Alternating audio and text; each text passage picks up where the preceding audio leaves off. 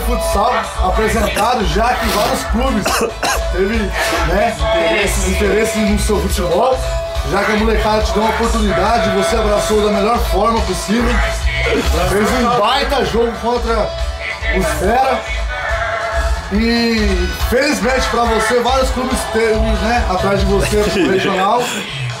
Qual é o seu interesse hoje real com a molecada Futebol Clube? Já que a molecada Futebol Clube faz 10 anos que está no futebol tradicional de Santa Maria. Com você. Na verdade o interesse é título, né? Todo mundo entra pra ganhar. Mas na verdade a gente tem que ajudar quem nos ajuda. A molecada me acolheu, fico muito contente de estar participando desse grupo. Um grupo especial, um grupo diferenciado. Porque todo mundo vem com um pró do seguinte: jogar por jogar, por ser feliz, fazer do futebol uma felicidade. Então eu faço muito gosto de estar participando disso e eu gosto demais. E essa molecada aí, regional, tá aqui ó, cavalo do Tité. Agradecer o presidente então, essa volta.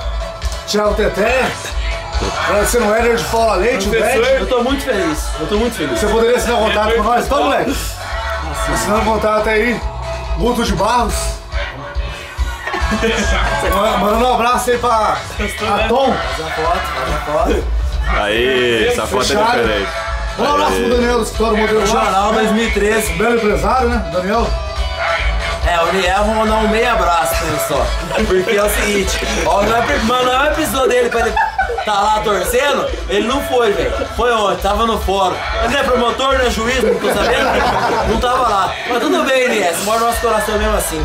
Tá aqui, ó, tá Isso é, contrato assinado. Com aval do Tité e do Ded. Então eu tô aí, regional, 2013, molecada. Aê, Cerro.